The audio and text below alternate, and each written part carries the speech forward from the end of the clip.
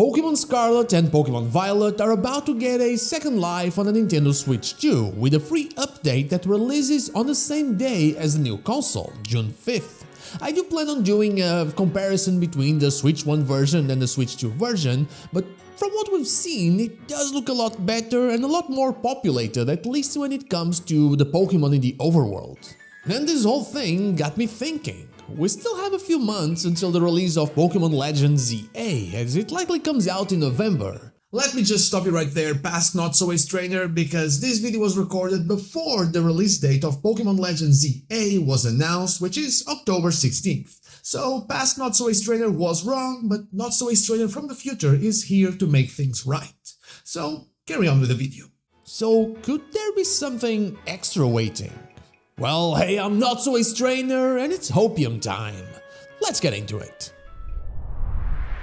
I have made it no secret that I really enjoyed Pokémon Scarlet and Pokémon Violet, despite admitting that these games have their shortcomings, especially on the technical side, and also on the open world side, but we'll talk about that in the future. If you want to know all my reasons, check out my review right here.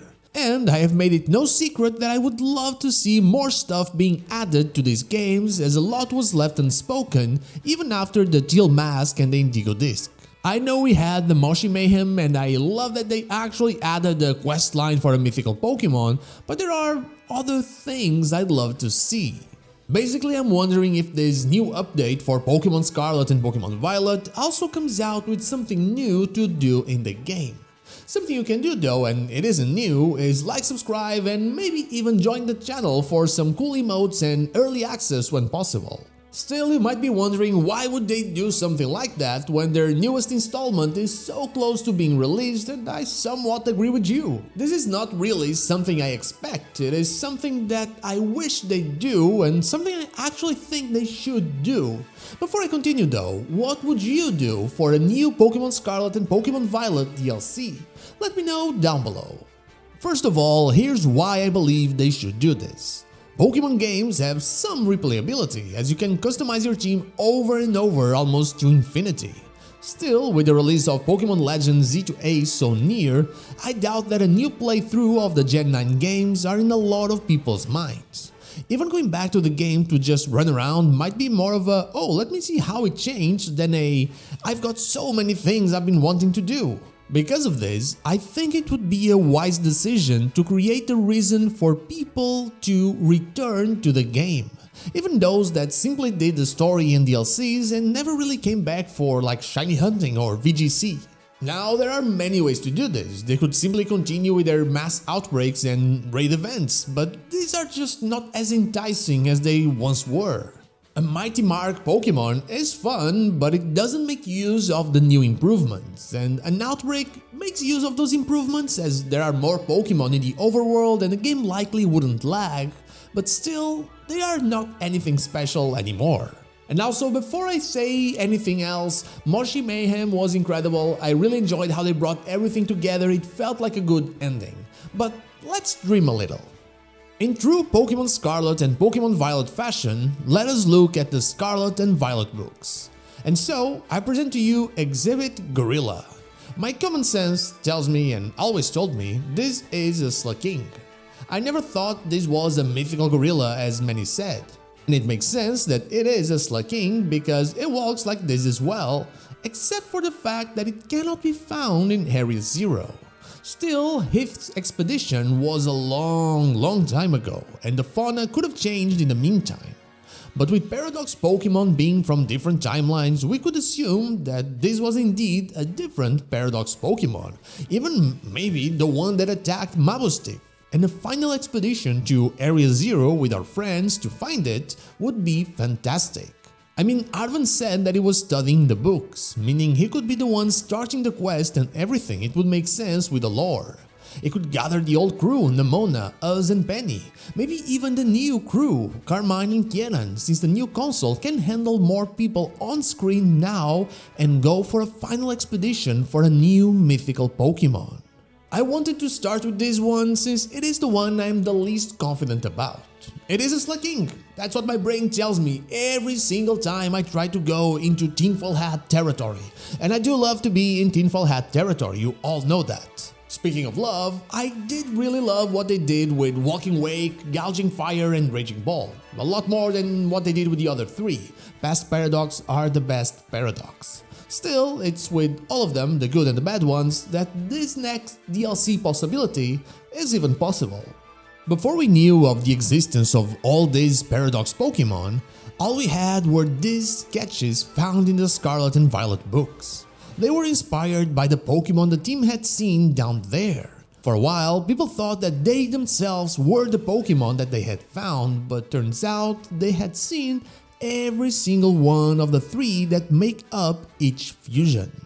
However, if my timeline lore is correct, then timelines are infinite, and because of that, there are very likely at least two timelines where in one, the legendary Beast fusion is real, and on the other one, the Swords of Justice fusion is real as well. For this specific storyline, I'd have Briar come back, as she wasn't really given a proper ending. She just said she was meeting with her publisher and that was it. I'd have a cameo from Heath interacting with her and even explore the connection Clavel and Jack have to Terra research a little bit further in order to tie those loose ends. While of course keeping them still a little bit loose, as that is the Scarlet and Violet way.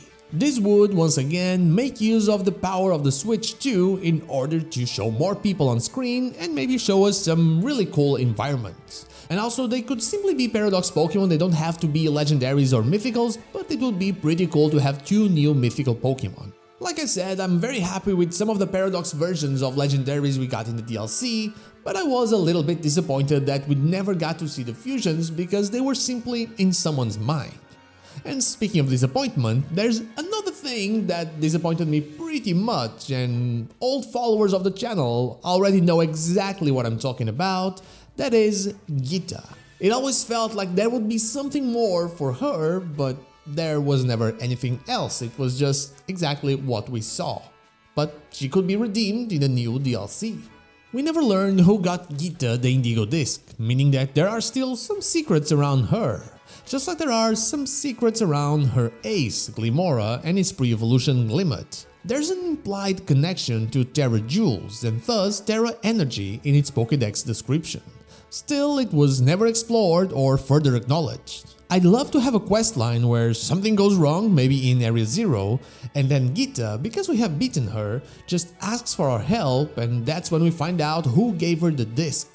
Maybe this questline could also explore the professor's death a little bit more, since we were simply told that they died and how that happened and nothing more regarding it. Where are the bodies? No body, no crime, that's the saying.